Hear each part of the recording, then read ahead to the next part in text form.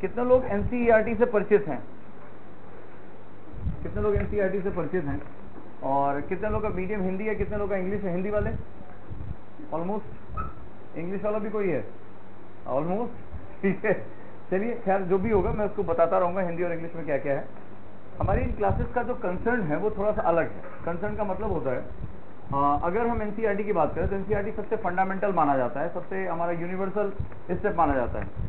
शुरुआत करने के लिए एनसीईआरटी एक बहुत अच्छा सेगमेंट हो सकता है अगर आप यूपीएससी को समझना चाहते हैं, जानना चाहते हैं। गवर्नमेंट का लिखा हुआ है और सबसे पहले तो मैं एक भ्रम आपका तोड़ दूं, आप में से काफ़ी ज़्यादा लोग इस बात को लेकर भ्रमित रहते हैं, एक मिसकंसेप्शन रहता है पुरानी पढ़ें या नई पढ़ें। काफ़ी आप लोगों ने देखा होगा पुरानी को लेकर काफ़ी इनपुट दिए जाते हैं कि नहीं पुरानी वाली ज़्यादा अच्छी है, ये वो दुनिया भर का। तो हिस्ट्री को छोड़ दीजिए अगर, ठीक है, तो बाकी सब कुछ आप कोशिश करिए एनसीईआरटी नहीं पढ़िए, हिस्ट्री में भी आप नहीं पढ़िए पुरानी। अगर आपका दिलो दिमाग खरीद लिया है, फोटोकॉपी है, तो आप कर सकते हैं। मैं आपको एक एक लॉजिक देता जाता हूँ ताकि आपको समझ में आए कि हम क्या करने जा रहे हैं क्लासेस में और हमारी अगली क्लासेस में क्या होने जा रहा है, ठीक है। और जब मेरे जैसा टीचर जो ऑप्शनल पढ़ाता है, जो अपने एक ल्यूसिड टीचिंग के लिए जाना जाता है, वो जब एनसीईआरटी में उतरता है तो उसका पर्पस क्या है आखिर, ये आपको भी जानना बहुत जरूरी है कि इन क्लासेस से मैं क्या हासिल करना चाहता हूँ और क्या आपको इससे आउटकम मिलेगा, ठीक है। इसके साथ हम चलते हैं। तो पहली जो चीज़ हमारी सबसे इंपॉर्टेंट है और हम बात करते हैं तो हमें कोशिश करना चाहिए कि हम नई से नई एनसीईआरटी के आसपास रहें। रीज़न क्या है, हमारी जो एनसीईआरटी अभी, अगर आप लोगों ने, कितने लोगों के पास एनसीईआरटी है, खरीद रखी है, कितने लोगों का पुरानी है, कितने लोगों का नई है, ठीक है। अब मैं दोनों का अंतर बता देता हूं ताकि आपका भ्रम खत्म हो जाए। पुरानी और नई दोनों मिला लोगे तो 105 के ऊपर बनता है नंबर किताबों का, ठीक है। और 105 मतलब इतना, और इतना किताबें पढ़ पाना, उसको समझ पाना, ये बहुत ही दुष्कर कार्य है, ये टोटली वेस्टेज ऑफ टाइम है। आपको सिंपल टू द पॉइंट रहना है कि हमें क्या करना है और यूपीएससी एनसीईआरटी का उपयोग कैसे करता है। एनसीईआरटी आईएएस के लिए नहीं बनी, पहली बात तो ये जान लो। ये बेचारे छोटे छोटे बच्चों के लिए थी जिनको आपने खरीद लिया, ठीक है, और आपने उस पर कैप्चर कर लिया। तो इसका जो पर्पस है वो बिल्कुल अलग है। एनसीईआरटी जो नई है वो हमारे शिक्षा नीति 2005 को फॉलो करती है, ठीक है। और यकीन मानिए कि जो पेपर बनाया जाएगा वो मार्केट में उपलब्ध सरकार की जो अपनी नीति है उसके हिसाब से बनाया जाएगा। ये बहुत ही फंडामेंटल चीज़ है। फोटोकॉपी जो होती है वो इलीगल मानी जाती है, फोटोकॉपी को कभी लीगल नहीं माना जाता। तो गवर्नमेंट अगर पेपर बनाएगी और आपकी बौद्धिकता, आपकी ऑब्जेक्टिविटी की जांच करना चाहती है तो वो सबसे पहले क्या करेगी, वो मार्केट में जो उपलब्ध बुक है उसी को आधार बनाएगी या नहीं बनाएगी, या वो ये उम्मीद करेगी कि आपके हाथ फोटोकॉपी लग गई है। फोटोकॉपी से पढ़ने का मतलब होता है एक गलत प्रक्रिया में हिस्सेदारी करना। आप भी एक गैर कानूनी काम में हिस्सेदारी कर रहे हैं, वो अलग बात है कि कर रहे हैं, वो अलग चीज़ है। लेकिन जो आपको पढ़ाई करनी है वो मार्केट में उपलब्ध बुक से करनी है, और मार्केट में जो उपलब्ध बुक है वो कौन सी है, राष्ट्रीय पाठ्यक्रम नीति 2005, जो हमारी न्यू एजुकेशन पॉलिसी रही अभी तक जो चल रही है 2005। यानी कि एग्जामिनर अगर पेपर बनाएगा तो कौन से रिसोर्स को उठाएगा, वो उसी रिसोर्स को उठाएगा। इसके कुछ फंडामेंटल रीजन है। जैसे पुरानी एनसीईआरटी में अगर आप लोगों ने देखा होगा तो उसमें जैसे अभी महाद्वीपों के बारे में अच्छी जानकारी है, और प्राकृतिक संसाधनों का देश अफ्रीका, इस तरह का एक एक दिया हुआ है ना, ठीक है। इस बार का अगर आप लोगों ने प्री का पेपर कितने लोगों ने देखा, कितने लोगों ने देखा अटेम्प्ट किया, हो सकता है अटेम्प्ट भी किया हो। इस बार के पेपर में कहाँ तुम्हें महाद्वीप दिखाई पड़ रहे थे? अभी जब हम क्लास में जाएंगे, मैं क्लास बाई क्लास पढ़ाता जाऊंगा। छठी क्लास की NCERT page number 20, page number 21 और पेज नंबर 25 उठाइए और एक क्वेश्चन आपका एनसीईआरटी का रखा हुआ है, ठीक है। कक्षा 8 की एनसीईआरटी 2 क्वेश्चन आपके वहां रखे हुए हैं। 6, 7, 8 से ही तुम्हारा इस बार कम से कम 5 से 6 क्वेश्चन एनसीईआरटी के आए हुए थे। इस बार हिस्ट्री अगर पढ़ी होगी तो हिस्ट्री में अक्सर लोग पुरानी ही पढ़ना पसंद करते हैं। रीजन था कि उसका सबसे बड़ा कारण यह था कि पुरानी वाली एनसीईआरटी में विपिन चंद्रा लिखा करते थे और आधुनिक भारत का अभी तक सबको पता था कि बहुत ज्यादा इनपुट होता है। इस बार आधुनिक भारत से क्वेश्चन बहुत कम आए थे, इस बार आर्ट एंड कल्चर के क्वेश्चन बहुत ज्यादा आए थे। और मैं लगातार, अगर मेरी वीडियो को अभी फॉलो किया होगा या देखा होगा, मैं बार बार कहता था कि नई एनसीईआरटी में जो इनपुट है वो बड़ा ही अच्छा इनपुट है। नई एनसीईआरटी में जो लिखा गया है वो हमारा ग्रामीण समाज, हमारा शहरी समाज, उस समय के हमारे कानून व्यवस्था, उस समय का, इस तरह के इनपुट बहुत ज्यादा आ रहे हैं। और इस बार अगर आप लोगों ने प्री का उठा के देखी, जैसे अनिल सर ने डिस्कस भी किया था और उन्होंने बता दिया किस पेज से कौन सा क्वेश्चन आया हुआ है, और नई एनसीईआरटी से सबसे ज्यादा क्वेश्चन आए। तो मैं आपसे ये कहूंगा, अगर आप पुरानी और नई के बीच में भ्रमित हैं तो मेरा जो ओरिएंटेशन दिखाई पड़ रहा है एग्जाम्स का वो नई एनसीईआरटी की तरफ ज्यादा है। तो अगर आप कोशिश कर सकते हैं तो आप नई एनसीईआरटी की तरफ जाइए। मैं यहाँ जो क्लास 6 से क्लास 12 तक की एनसीईआरटी करूंगा वो नहीं करूंगा, ठीक है। जहां मुझे जरूरत पड़ेगी, कुछ इंपॉर्टेंट है पुरानी से, मैं उसे इनपुट ले लूंगा, नहीं तो मुझे इसकी जरूरत नहीं है। मैं आपको बताता हूं, जैसे एक पुरानी एनसीईआरटी के तमाम क्रक्स भी आते हैं, आप लोगों ने मार्केट में देखा होगा और ऑब्वियसली बात मुझसे ज्यादा जानते होंगे इस बारे में। आप उन क्रक्स पे जाओगे तो सबसे पहले आपको ब्रह्मांड की उत्पत्ति को लेकर इमैनुअल कांट की अवधारणा दे रखी है, जाके देख लेना। और पहले ये क्वेश्चन आते थे जब आपके 2011 से पहले प्री में कोई ऑप्शनल सब्जेक्ट का ऑब्जेक्टिव हुआ करता, जैसे मान लीजिए भूगोल अगर आपका ऑप्शनल है तो उसका ऑब्जेक्टिव क्वेश्चन प्री में आया करता था 2011 से पहले, जब टीसैट नहीं था। तो उसमें क्या होता था, इस प्रकार के प्रश्न बहुत ज्यादा, लाप्लास की अवधारणा, द्वितारक संकल्पना, अभी भी आप देखोगे तो उन सब में ये सारा चीज दिया हुआ है। क्या पिछले 4 सालों में ऐसा कोई क्वेश्चन आपको प्री में दिखाई पड़ा? ठीक है, छठी क्लास के पहले चैप्टर का तीसरा पेज 2011 जिस साल सीसेट आया था उसका क्वेश्चन है। मैं आपको प्रीवियस ईयर पेपर के साथ बताता जाऊंगा कि कहां कहां से आया है। तो नई एनसीईआरटी का जो उद्भव है वो बिल्कुल अलग है। सवाल क्या है, नई एनसीईआरटी में क्या चीजें इन्होंने इनपुट दी हैं। पहला पेज किसने किसने पढ़ा है एनसीईआरटी का, जहां पर आमुख करके लिखा होता है, प्रासकन लिखा होता है, किसने किसने पढ़ा है? सबसे इंपॉर्टेंट वही था एनसीईआरटी के अंदर। क्या है ये बात, क्या सबसे पहले वही था। वो एक बड़ी इंपॉर्टेंट बात लिखता है। किसने किसने यूपीएससी का नोटिफिकेशन पढ़ा है? किसने किसने नोटिफिकेशन जब आता है, जो फॉर्म आता है, पढ़ा है? एनसीईआरटी का प्रासकन यानी कि आमुख, प्रीफेस, और यूपीएससी का प्रीफेस, तुम देखोगे दोनों में समानता है। क्या समानता है? यहाँ वो कहता है कि नई शिक्षा नीति, यहीं से शुरुआत होती है। नई शिक्षा नीति 2005 के अनुरूप हम पाठ्यक्रम में विद्यार्थियों की रटने की क्षमता की बजाय उसके समझने की क्षमता का विकास करना चाहते हैं। ये पहली लाइन लिखी हुई है। और ये लाइन, जैसे कि तुम लोगों ने पॉलिटी पढ़ी है, तो पॉलिटी में तुम लोग प्रस्तावना पढ़ते हो। प्रस्तावना क्या है? अगर पॉलिटी का थोड़ा भी नॉलेज होगा, प्रस्तावना, प्रियम्बल। क्या होता है प्रियम्बल? प्रियम्बल ये बताता है कि कॉन्स्टिट्यूशन किधर मूवमेंट करना चाहता है। वो सामाजिक न्याय, आर्थिक, तमाम धर्मनिरपेक्षता, ये सब स्थापित करना चाहता है। इसी तरह तुम्हारा जो प्रीफेस है ये बताना चाहता है कि गवर्नमेंट क्या करना चाहती है। वो ये कहती है कि हम रटने की क्षमता की बजाय हम क्या करना चाहते हैं, विद्यार्थियों की समझ विकसित करना चाहते हैं।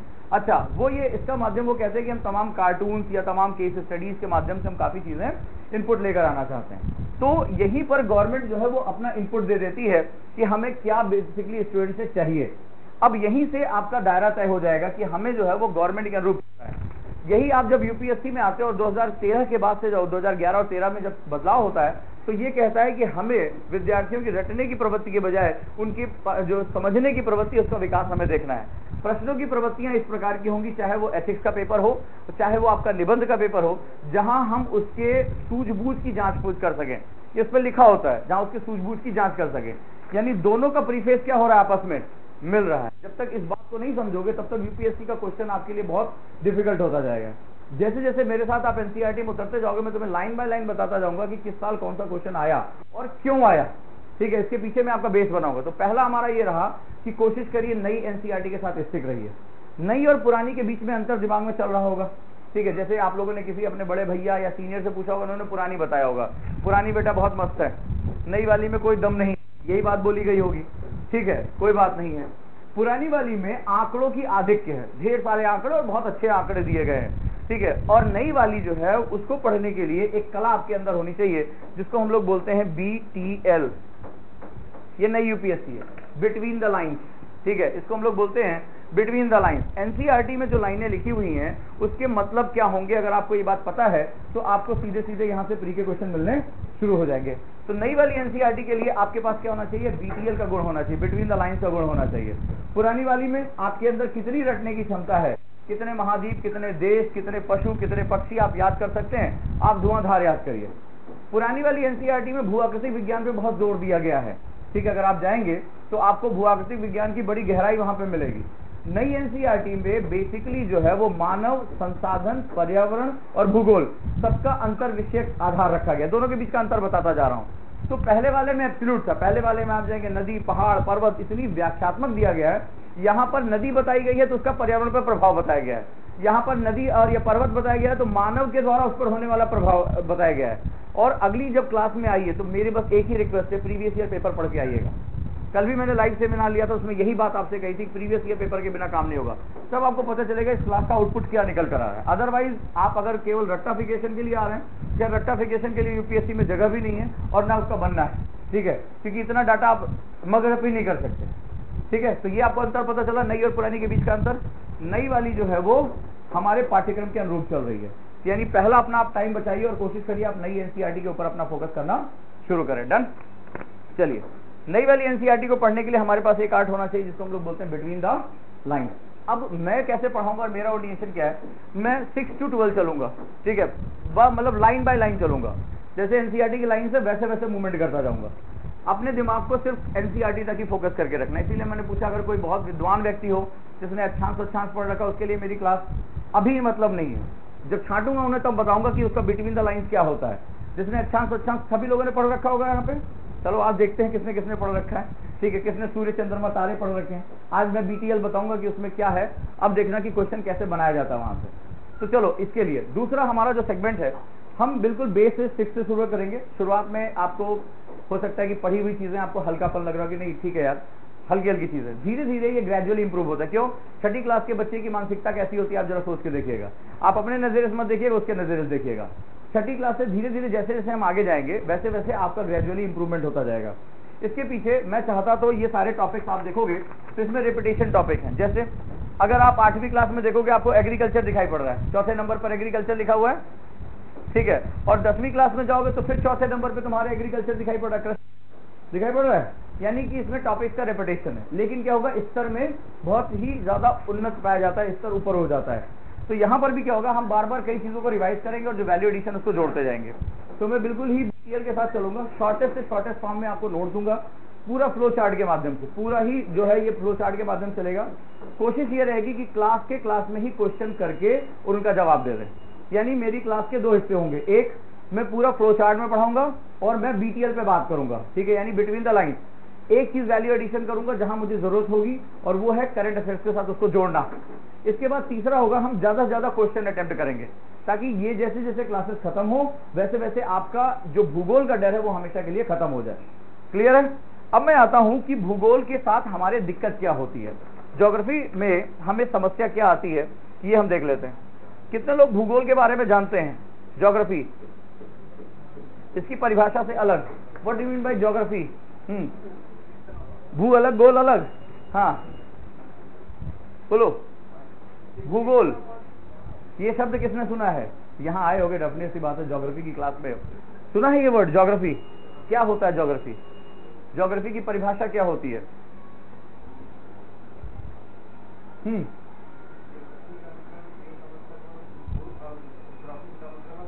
वर्णन करना, पृथ्वी का वर्णन करना। ये टॉलमी का दिया हुआ डिफिनीशन है, ठीक है। तो इसका सबसे हमारा बेसिक होता है ज्योग्राफी का मतलब, एक वर्ड होता है जियो, दिस इज अ जियोग्राफी, ठीक है, यहीं से शुरू करते हैं। जियो मीन्स अर्थ, पृथ्वी, और ग्राफोज, लैटिन वर्ड है ग्राफोज। ग्राफोज का मतलब होता है डिस्क्रिप्शन, यानी वर्णन, यानी पृथ्वी का वर्णन क्या कहलाएगा? भूगोल कहलाएगा, ठीक है। यही पृथ्वी का वर्णन इज इक्वल टू ज्योग्राफी, पृथ्वी का वर्णन भूगोल कहलाएगा। यानी ज्योग्राफी का मतलब हुआ पृथ्वी का वर्णन। आप क्या पृथ्वी का वर्णन कर रहे हो? तो पृथ्वी पर पाई जाने वाली आकृतियां, स्ट्रक्चर, जैसे पर्वत, पठार, प्लाटीव, मैदान, झीलें, इन सब के बनने की अन्योन्य क्रिया, ठीक है, इन सब बनने का जो इंटरडिसिप्लिनरी अप्रोच है वो क्या कहलाएगा? ज्योग्राफी कहलाता है। सिंपल सी डिफिनीशन हमारी ज्योग्राफी की यही होती है। लेकिन ये पुरानी टॉलमी ने ये दिया था, ठीक है, टॉलमी ने। नई डिफिनीशन बिल्कुल अलग तरह की होती है। भूगोल देखो, ज्योग्राफी इज इंटरडिसिप्लिनरी सब्जेक्ट, लिख लिया ये पीछे या शुरू नहीं किया? अभी कॉपी खोली नहीं थी, हाँ बताते जाओ। भूगोल देखो मीन्स ज्योग्राफी, क्लियर है? ज्योग्राफी मीन्स जियो, अर्थ, जियो एक लैटिन वर्ड है, अर्थ होता है इसका मतलब पृथ्वी। ग्राफोस डिस्क्रिप्शन यानी वर्णन होता है, यानी कि ज्योग्राफी का मतलब पृथ्वी का वर्णन, डिस्क्रिप्शन ऑफ अर्थ। बेसिकली पृथ्वी वर्णन किस चीज का कर रहे हैं? पृथ्वी की आकृतियों का। आकृतियां जाती हैं पठार, मैदान, झीलें इत्यादि, ठीक है, तो इनका वर्णन हुआ, ठीक है। वर्णन वर्ड का मतलब क्या होता है? What do you mean by वर्णन? डिफाइन करना। डिफाइन करने का पहला नियम, मेरे साथ इंटरेक्ट करो यार, ये क्लास रटने वाली नहीं है, ठीक है। एनसीईआरटी का मकसद ये बौद्धिकता की जागरूकता, ठीक है। मैं आपको इस विषय के साथ परिचित करा दूंगा ताकि आपको भूगोल जैसा सब डरावना लग रहा है डरावना लग रहा है, अभी 5 मिनट मुझे दीजिए, आपको पता चल जाएगा वाकई में डरावना है। ठीक है, इसमें कोई घबराने वाली, वाकई में डरावना है। और अभी थोड़ी देर बाद भूगोल की नई परिभाषा दूंगा, आपको खुद पता चल जाएगा डरावना क्यों है और क्यों हाथ से निकल जाता है। दूसरा, जितना डरावना उतना ज्यादा इंपॉर्टेंस है। मिनिमम जो औसत है 25 से 28 प्रश्न हर वर्ष भूगोल के पूछे जाते हैं। 25 to 28 question geography and environment से रिलेटेड क्वेश्चन आता है, यानी आपका 1/4 सक्सेस के लिए ज्योग्राफी सबसे इंपॉर्टेंट है, याद रखिएगा। ज्योग्राफी का एक पार्ट है एग्रीकल्चर, जीएस पेपर 3 में 90 नंबर, ठीक है 90 नंबर कह रहा हूं, 110 से ज्यादा नंबर मिलते नहीं किसी को, और 90 नंबर अकेले किसके पास है, एग्रीकल्चर के पास है। इसीलिए इसको बहुत ध्यान से पढ़ते जाना, और इसीलिए मैं नई एनसीईआरटी पे बहुत ज्यादा फोकस करता हूं। चलिए, जब मैं बात करता हूं वर्णन, तो वर्णन वर्ड का मतलब क्या हुआ, व्हाट इज माय डिस्क्रिप्शन, कोई बताएगा? वर्णन, वर्णन का पहला सिद्धांत क्या हुआ? तुम्हारे यहाँ महाभारत हुई, ठीक, महाभारत में धृतराष्ट्र बैठे हुए थे, उनके बगल में संजय थे जो उनका टेलीविजन थे। बोले संजय बताओ युद्ध क्षेत्र में क्या हो रहा है, ध्यान से समझना। तो वर्णन का पहला सिद्धांत संजय ने कहा, साहब अभी देखिए वो जो चलाया अर्जुन ने, और वो देखिए ऐसे ऐसे हो रहा है, कर रहे थे। वर्णन का जो पहला सिद्धांत है, जो जैसा दिख रहा है मुझे वैसा ही उसको बोलना है। वर्णन का मतलब क्या हुआ, ध्यान से समझिएगा, यानी जो दृश्य है, जो उपस्थित है, उसको उसी भाषा में कह देना वर्णन होता है। क्लियर हुआ क्या मैंने कहा? तो संजय ने कहा प्रभु बाण चला, बाण इनको लगा, ठीक है। तो अब यहां पर वर्णन वर्ड यानी डिस्क्रिप्शन वर्ड का मतलब है कि आपको जैसा दिखाई पड़ रहा है, क्या मैंने कहा, जो दृश्य है यानी जो दिखाई देता है उसका उसी प्रकार वर्णन, the discussion in the same way, ठीक है, इन द सेम वे, उसका उसी प्रकार का वर्णन यानी उसी प्रकार कह देना। तो मुझे क्या दिखाई पड़ा, सामने एक मुझे ऊंचा सा स्थान दिखाई पड़ा, मैंने कहा ये पर्वत है। वर्णन के दौरान मैंने इसकी परिभाषा तय कर दी कि कम से कम अपने आसपास के धरातल से 600 मीटर ऊंचा हो और उसके पास एक शिखर हो, तो वो क्या कहलाएगा, पर्वत कहलाएगा। तो मैंने पर्वत का वर्णन किया। आगे मैं गया और फिर मुझे एक ऊंचा स्थान दिखाई पड़ा, लेकिन वो टेबल टॉप की तरह था। तो मुझसे पूछा गया भैया ये भी तो ऊंचा स्थान है, तिब्बत का पठार 5000 मीटर ऊंचा है, मामूली नहीं, बड़ा बड़ा एक पर्वत होता है। फिर तुम किसी दिन पार्क में टहलने चले गए, वहां तुम्हें ऐसे वो ऊंचे ऊंचे टीले नहीं बने होते, घास लगा दी जाती है। बोले साहब हमारे यहाँ भी तो एक पर्वत है। बोले उजांग सर कैसे करेंगे, पर्वतीय क्षेत्र नहीं है, मैदानी क्षेत्र है, आप गलत ज्योग्राफी पढ़ा रहे हैं। मैं अभी नेहरू विहार वाले सेंट्रल पार्क में गया था, वहां देखा मैंने पर्वत है, या अगर वो गाजीपुर मंडी के पास चले गए वहां कूड़े का पहाड़ है, पता है ना कुतुब मीनार। बोले सर वो भी तो पर्वत है, नहीं, उसकी परिभाषा होती है जिसके पास एक शिखर हो, एपेक्स हो, ठीक है। तो मैंने क्या किया, वर्णन के दौरान कुछ परिभाषाओं को बना लिया। यही परिभाषाएं मेरी भूगोल का पहला आधार है, जहां पर मैं क्या बात करूंगा कि मुझे किसी भी सब्जेक्ट का क्या करना है, वर्णन करना है। वर्णन का मतलब मुझे जैसा दिखाई पड़ रहा है मैं उसको उसी रूप में वर्णित कर रहा हूं। तो ये ज्योग्राफी का मूलभूत सिद्धांत है। ये परंपरागत थ्योरी है, इसको क्या बोलेंगे, परंपरागत परिभाषा। यानी ये किस पर निर्भर है, क्या, व्हाट क्या है, ये क्या है, सब पर्वत है, ये क्या है, पठार है। तो ये परंपरागत परिभाषा है, ठीक है। ये नहीं समझोगे तो ज्योग्राफी नहीं समझ में आएगी। ये यूपीएससी का पुराना पैटर्न है, ऐसा समझ लो। ये 2011 का पहले का पैटर्न है, जिसको पुरानी एनसीईआरटी लेकर तुम बैठे रहते हो। जैसे फलाना कौन सी नदियां हैं, फलाना कौन सा क्षेत्र है, मिलन करने के लिए आता था, मैचिंग करिए, आता था। फलाना कौन सा क्षेत्र है, कौन सा औद्योगिक नगर है, मैचिंग करने के लिए आता था। फलाना कौन सा ज्वालामुखी है, किस देश में पाया जाता है, ये मैचिंग करने के लिए आता था। इसको हम लोग बोलते हैं व्हाट ज्योग्राफी, यानी क्या वाली भूगोल। अब यूपीएससी ने टर्न चेंज कर दिया है, आप इस बात के अंतर को समझिए। यूपीएससी कह रहा है ठीक है भाई, आपने को ये पता है, आपने वर्णन कर लिया, मुझे बताइए ये पर्वत है, हिमालय पर्वत है, 8 मीटर 48 मीटर है, इतना ऊंचा है, ये बना कैसे, कोई फेविक्विक से चिपका के चला गया था क्या रात में, या हनुमान जी लक्ष्मण जी की बूटी निपटाने के बाद वापस आके चिपका के चले गए थे, ठीक है। तो आखिर ये इतना ऊंचा पर्वत बना कैसे। तो यानी अब आपने क्या किया, क्वेश्चन को शिफ्ट किया। क्या शिफ्ट किया, आपने इसके बनने की प्रक्रिया को डिफाइन किया। बोला ये बना कैसे, पहले आप बता रहे थे ये क्या है, पर्वत है, आपने पर्वत की क्या बता दी, परिभाषा बता दी। अब आपसे क्वेश्चन पूछा जा रहा है जो नई एनसीईआरटी है, वो कह रहा है ये पर्वत तो है, ठीक हम जान रहे हैं पर्वत है, लेकिन ये पर्वत बना कैसे। यानी अब आपसे पूछ रहा है वाई, 2011 से प्री का पेपर उठा के देख लो, तुम्हें सारे क्वेश्चन वाई वाले मिलेंगे। फैक्ट उन्होंने उड़ा के बाहर कर दिए, बोले बहुत दिन हो गई मैचिंग। ठीक है, अब वो क्या कर रहे हैं, अब पूछ रहे हैं क्या, वाई, क्यों है ये यहाँ पे। और यहां से एक नए प्रकार का प्रश्नों का उदय होता है जिसको हम लोग बोलते हैं पजल टाइप क्वेश्चन। सभी लोग का उद्देश्य यूपीएससी है यार, कोई और? ठीक है, बाद में वो तो होता रहेगा अपने आप, लेकिन अगर यूपीएससी है तो पजल टाइप के क्वेश्चन पे आपको, पजल का मतलब होता है इसमें 2-3 अलग अलग क्षेत्रों की जानकारियां आपके सामने रख देते हैं और बोलते हैं कि बताओ इसकी पहचान करो ये क्या है। जैसे 2011 या 2012 का पेपर उठा के देखोगे, वो कहते हैं यहाँ पर वर्षा बहुत ज्यादा होती है, यहाँ पर एक प्रकार की जनजाति पाई जाती है जिनके आकार बड़े छोटे होते हैं, यहाँ के पौधों की जड़ें गहराई में जाने की बजाय क्षैतिज चली जाती हैं। बताइए हम किस क्षेत्र के बारे में बात कर रहे हैं। ले, पहला पूछा वनस्पति, पहला जलवायु, दूसरा वनस्पति, तीसरा जो है जनजाति। अब कह रहा है कि बताओ जगह कौन सी है। ये है 2011 के बाद का सीसैट का पेपर, यानी कि जो हमारा नया यूपीएससी है। अब आपको इसमें 3 अलग अलग नॉलेज लगानी पड़ेगी, यानी किसी क्षेत्र में जलवायु कैसी है, किसी क्षेत्र की वनस्पति कैसी है, और किसी क्षेत्र में कैसे लोग वहां पर पाए जाते हैं, और किस क्षेत्र की आर्थिकी कैसी होती है। नई एनसीईआरटी खोल के देखी किसी ने? 7वीं क्लास की नई एनसीईआरटी खोल के देखी? तुम देखोगे हेडिंग्स बिल्कुल इसी क्रम में दी गई हैं। अब तो ऐसा कर रहे हैं, वो उठा रहे हैं 6ठी 7वीं 8वीं से और सीधे पेपर बना दे रहे हैं। बस आपको ये पता होना चाहिए कि आपको उसको पजलिंग कैसे करना है। इसको बोलते हैं पजल टाइप क्वेश्चन। और यूपीएससी शिफ्ट हो गया क्या से कैसे से, और आप वही क्या पर ही चिपके हुए हो। और उसके बाद आप कहते हो कि हिंदी माध्यम का सिलेक्शन नहीं होता। कहोगे भाई क्या करो, कुछ ना कुछ तो कहने के लिए चाहिए। बट उसके लिए सबसे बड़ी चीज है कि जिस एग्जाम को आप देने जा रहे हो उसकी मानसिकता आपकी समझ में आनी चाहिए। तो आप चाहे खुद से अध्ययन करिए, यहाँ अध्ययन करिए, जहां मन करे अध्ययन करिए, लेकिन आपको पता होना चाहिए कि आप सही समय पे आप क्या चीज अध्ययन करने जा रहे हैं। चलिए, क्या से कैसे।